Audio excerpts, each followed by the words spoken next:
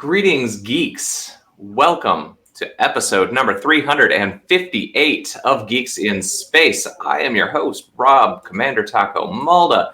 Eventually, I'm going to find the right buttons to make the slide go away. Man, we are in for such an exciting day. I am here today with gentlemen. I am Jeff Hemo Spates. I'm Nate. And I'm Rob Roseboom. Well, folks, why are we in for such an exciting day today? Oh, I don't know. Just because, this is like the highlight of our day. We have a cup of coffee, we hang out, talk about our feelings, say I love you. I'm personally taking bets on how long before the new Spider-Man movie gets talked about. I'm actually a little embarrassed that you mentioned that now because I actually had that number 5 on my list because I actually wanted to talk about the Avengers first. Because they're re-releasing it this weekend. Wait, they are? So they're like $30 million short of beating Avatar for the number 1 internationally grossing movie of all time. And they only made like $6 million last weekend. So they are not going to make that unless something heroic happens. So they are re-releasing it with an introduction from one of the directors, because apparently the other one's too busy sitting in his Scrooge McDuck style money bin. And then after the end, there is supposedly, after the closing credits, they're going to have an incomplete deleted scene and then a preview for Spider-Man. A bunch of the deleted material from the other 26 MCU movies and just, put together Thor, Captain America. Touching. Yeah. I have to admit, almost none of the things that you just said I found interesting or useful. That seems like a complete boondoggle to beat a movie that no one remembers. That's true. Also, I just like to point out that I still have never seen Avatar, and this is a point of personal pride for me. But have you ever seen Titanic? No. So you've basically given up on James Cameron's, both of his multi-billion-dollar mega franchises. I still own my VHS copy of The Abyss, though, so I think that means I keep my Cameron fan club status. Well, I mean, The Abyss is a better movie than Titanic. Or Avatar, presumably. This is why you weren't impressed by my plans to take the space station over so we could mine unobtainium. Yes, Nate, you figured out why I was not impressed with your plans. Didn't see Avatar. That stuff's awesome. Yep. Have you ever seen? I realize I know the answer to this. I know none of you have seen Fern Gully, but what? I have seen Fern Gully. I have seen many of. There's like Fern Gully through, I think, literally through like 17. The original Fern Gully, voiced by Robin Williams. Have seen it. Yeah, I had to watch Fern Gully after Avatar came out, and everyone was like, "Oh, it's Fern Gully with blue people." It's the same movie. Yeah. I mean, they've already filmed 4 Avatar sequels. Like, they literally filmed them already. That's what they say. Yeah, I wonder if that's kind of like how George Lucas, if you ever see an interview with him in the 70s, is like, "Oh yeah, I have 9 movies written out." That was all BS. Mm-hmm. Like way back when he was doing his Challenger Deep thing, James Cameron said he was doing like post work on one of the Avatar movies. And that was, I don't know, a long time ago. So 3 years, 4 years or something. So they filmed, I guess they filmed all the motion capture stuff, which is the bulk of the movie. So they still have to do the rendering, the animation, and then I guess they have to film, like, there's some stuff in real sets that have to be filmed because like sometimes you're humans, but all the stuff where you're blue, I guess they filmed that already. I guess but for 4 movies. So it does probably take a long time to ship all that equipment back from space. They're doing, location shots and stuff like that. So I was wondering. Although I really liked thinking that Rob was talking about Fern Gully in the expansions to Fern Gully the whole time. I would like that. I think that's better. That's a lie. I would not like that. I did not care for Fern Gully. Although if you're ever interested in an interesting story, you should read up on Robin Williams' Aladdin the contract that he had with Disney over the Aladdin voice acting, and how that interacted with Ferngully, because it's like this corporate boondoggle of just jerks. All right. Somebody's feedbacking or echoing. It's Nate. So anyway, the actual legit non-Spider-Man, non-Avengers, actually worth talking about thing for today. The Donald got quarantined over at Reddit. Yeah. Although also got banned from Ravelry, the knitting community. Yeah. So you cannot do posts in support of Donald Trump on Ravelry anymore. This was a big deal for crafters. Yeah. What I think I had saw some of that as well. It was, at least what I could see, then turned into the standard free speech arguments of you can't stop my speech, which is like, well, yes, that's true, but also you don't actually have free speech on a privately owned website. Because it's Ravelry. Yeah, or any privately owned website for that matter. But I feel like there should be a different tier for Ravelry. That's like one click less even than like places where you're attempting, like the Washington Post or the New York Times versus Ravelry. Like, I'm not talking about the law. I'm just talking about human expectation. Ravelry had already shut down Confederate flags. So they had a pretty long history. The other thing about that I liked is that they cobbled together their statements on the subject by cribbing the policies for RPG.net. Which, unsurprisingly, role-playing forums have had to deal with racism a lot. Well, and I mean, do it. Let's be honest. Elves and halflings are just, they're just inferior. I can't believe we have to have this discussion again, Nate. Also, they are called They prefer to be called demi-humans. Yeah. Don't we all? Yeah, I don't know. Part of me cringes a little bit anytime they censor something like that, or even if it's on a private board or on, Reddit. Don't get me wrong, it's a flaming garbage heap. There's nothing of value there, really. But I don't know. I'm kind of old school when it comes to that sort of thing, I guess. I think the internet is where you go if you have garbage ideas. It's where you go if you have any ideas, but garbage ideas too, It's important for those people to find each other, and I don't know. Yeah. I mean, the biggest thing that I feel like, there's a couple things that I thought was interesting. One is that by quarantining the Donald, Reddit now claims they will now make no money from the Donald. I don't know how that works exactly, because I got to imagine that those folks are clicking around on other pages. But the thing that I guess I don't understand. But when they say the Donald, what they mean is specifically the subreddit, not the users. So if they just shut down all the advertising within the Donald, then they won't make money from the Donald. But to me, it seemed more like a way for them to wash their hands of the dirt that subreddit produced. Right. We know there's racists here, but we're not making any money. Right. Yeah. I don't know. I mean, I guess the argument then is that, if you really feel so strongly about it, why not just go and delete that subreddit? It is clearly, I'm not saying 99% toxic, but it is enough toxic that if you feel that strong about it, I don't know. I guess we let Troll Talk stay live for a long time, but nobody read Troll Talk. Yeah.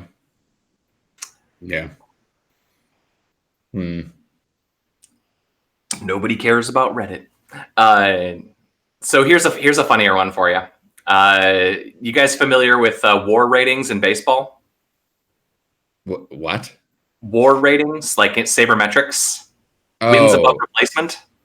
Oh, all right. Yeah. Do I need to overview this? All right, so No. baseball This nerd. is gonna involve Nate Silver. I'm betting this. It always involves Nate Silver. Even when it doesn't involve Nate Silver, it involves Nate Silver. Wins above replacement is a baseball nerd thing. It's basically a way of computing how valuable a baseball player is to his team. And the way that you do that is by computing his value not against the average player in the major leagues, because that doesn't make sense. If your first baseman breaks his leg, you don't get to replace him with the average player. You have to basically replace him with the best player from your minor league team. Mm-hmm. So they compute the stats for that as like your baseline average replacement value player. So, for example, Mike Trout or Mike Scherzer. Mike Trout is what you just made those names up. I did. Well, both of them actually played for the Nats, so I watched them a lot when I lived in Washington D.C. But both of them have incredibly high wins above replacement score. If you have these players on your team, you are more likely to win. Mike Trout is like ludicrous. Like he's like the stat rapper.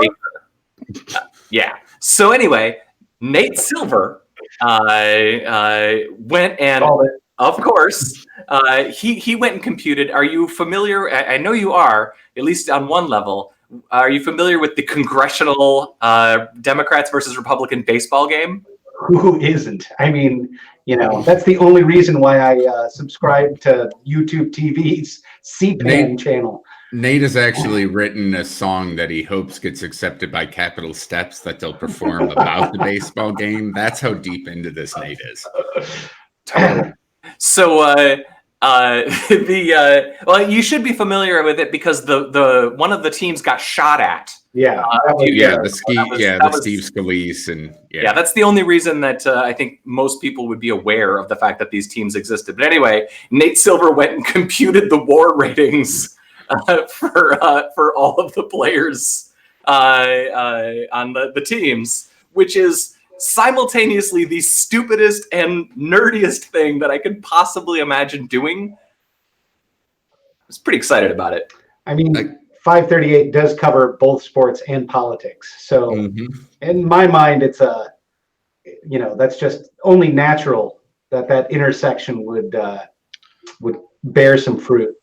Well, the thing that I really liked is they computed the wins above replacement for a few of these players and determined that since the replacement value for when your pool of players is largely speaking 60 and 70-year-old white men, you do not have a good replacement pool. So the replacement value of a few of the players in the game is actually higher than like Mike Trout or Max Scherzer, the guys who in the major league system break the WAR stat. Right. because if you have to bring Mitch McConnell in for a shortstop, it's highly problematic. Anyone under 40 now. Yeah. I don't know. I'll be more interested when they start up a flag football league and do a combine, and I get to see Nancy Pelosi's time on the 40. They, in the name of bonding, they should do like relay races, but they should force like the legs to be different parties. That way they can like pass the baton and it'd be like a symbolic gesture of teamwork and togetherness. And at the end, then they can argue about it. I don't want to go to your Geeks in Space offsite. That sounds horrendous. Yeah, and it's not going to work. There's going to be someone who will think it's political poison to hand a baton, so he'll throw it at someone. It'll just be a giant mess.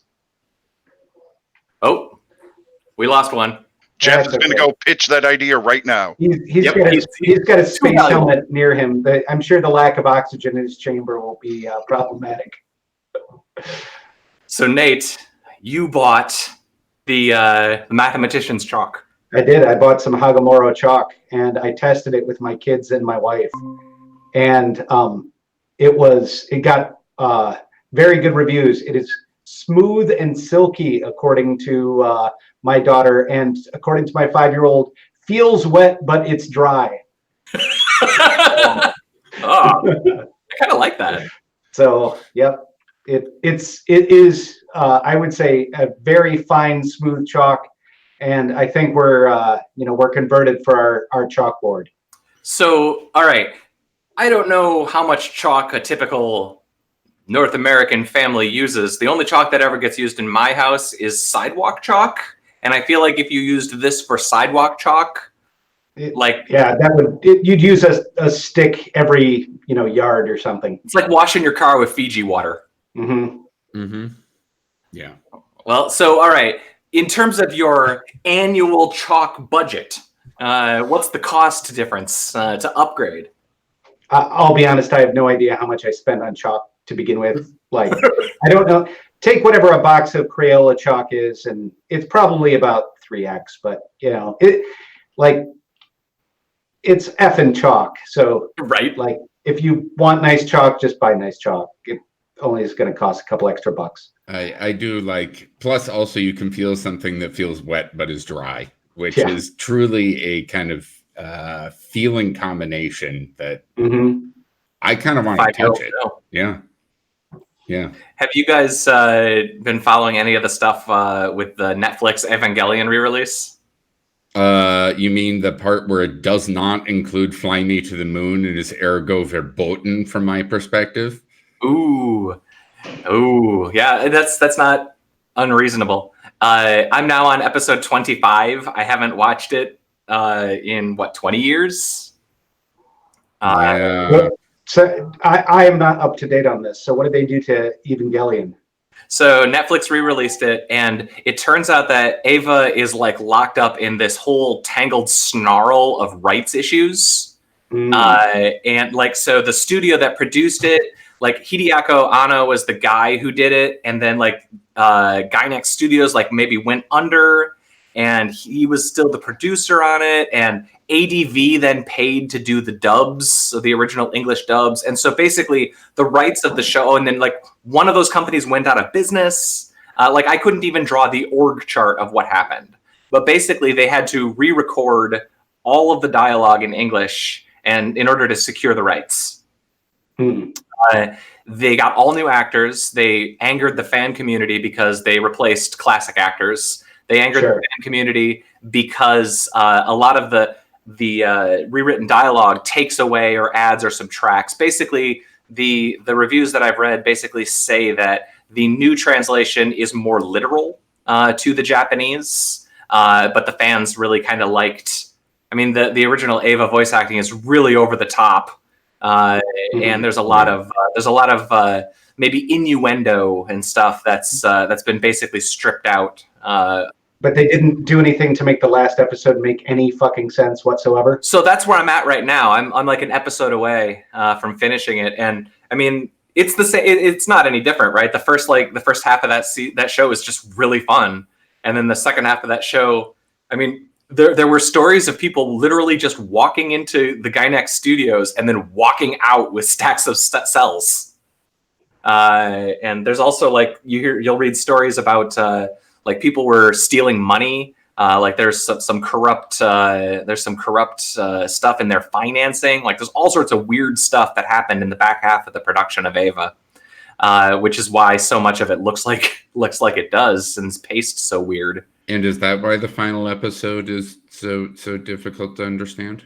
I think that's just because Hideaki Anno is kind of crazy. Okay, all right. Yeah, it didn't have anything to do with people taking their hand into the petty cash drawer. No, all right. I mean, I don't know. So if I was wondering if maybe that's what happened with Lost, is people were getting into the petty cash, and that's why Lost stopped making sense.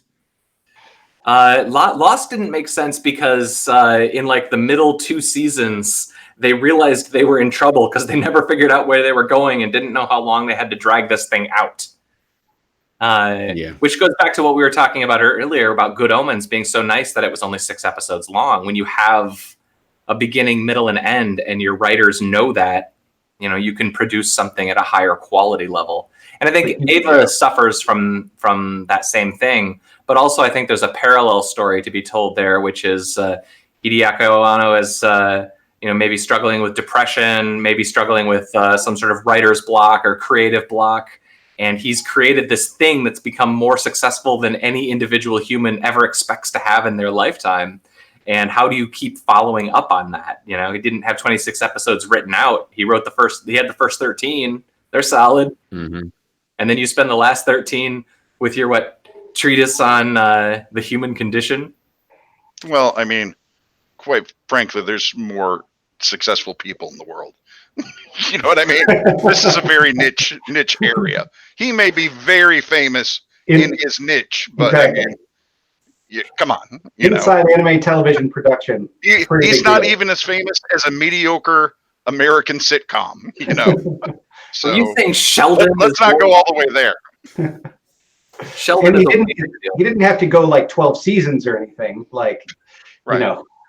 But back to your point, absolutely, it's easier to put together a story if it has a beginning, middle, and end. You know, if you know where your story's going, you can actually tell it. If you're worried about, you know, do I have to drag this out 3 seasons or do I have to wrap it up in one? It tends to make shittier stories. Mm-hmm. I know I've said this at least to you, Nate, but you should just watch episode 1 of Magical Shopping District. It's Abenobashi. You should watch the first episode of that, or the first couple. It's directed by Hideaki Anno, and Magical Shopping District. Yep, Abenobashi Magical Shopping District. It's Abenobashi Mahou Shotengai if you're looking for subs or looking for dub or the originals. It is nutty and a fantastic parody of anime. Each episode basically parodies a genre of something. So, Rob, for you, there's an entire episode where they go to Hollywood and bounce through horror movies. And any cameo whatever the top 5 cameos that you would expect, you know, like Freddy Krueger or Jason or whatever, any of those, they all show up. And there's another one where they get trapped in a Japanese RPG, and they have hit points and they die and they go back to save points. But each episode parodies a genre of something, and it runs a really wide spectrum. And I don't know how much influence he had over the entire series. And the wheels kind of fall off that series, but I really recommend watching that one, especially the first couple of episodes and the last couple of episodes, just to tie that story. I think it's actually, in terms of just being a cool story, it's maybe better than Eva in some ways, despite not having robots fighting. Mm. I don't know if I have it in me to rewatch the Eva movie. If you rewatch the Ava movie, I think I might still have a copy of Fire Walk with Me, and you can watch that right afterwards as well. Excellent. No, you just turn the sound down on Ava and then just listen to Fire Walk with Me and sync it up. It's like, you know, Pink Floyd and the Wizard of Oz. Yep. Except with a backwards talking dwarf and a log. I think you can. I think you can do that with Serenity in the Cowboy Bebop movie as well. Mm. Yeah. Mm-hmm. This is a good game. What other TV show sequel movies? There was one for like Veronica Mars or something, or maybe the Gilmore Girls. We could really go out there. I don't know about that. That's just nonsense. I think they're not quite done making Sex and the City sequels. So, you know. Oh, I forgot about those. Oh, yeah. That's a nightmare. The original cast is still alive, so yeah. Eventually it'll be Sex in the City. That depends, kind of as they transition into that time period. A lot of I think it already is for a couple. Yeah. Are you trying to imply that they have lost control already at this point, Rob? It seems very but I think I'm more of a Charlotte. If I were to pick, totally not a Charlotte. You are not. You are a Samantha all the way. You are. Yeah. I'm which one? How exactly did we get here? Nate and I have been and can we leave? We do need to jettison. We are at time. We are at time. Thank you, folks, for listening, gentlemen. I'm going to throw up the slide, and you can say your farewells. All right. Thank you all for coming. We promise less Sex in the City next episode. I'm Nate, and I'm a Miranda. I'm Rob. You are a Miranda. And I'm just me. All right. right, I'm Rob, not Charlotte, Commander Taco Malda. Thank you for listening to episode 358 of Geeks in Space. Thank you, gentlemen, for hanging out. Push the button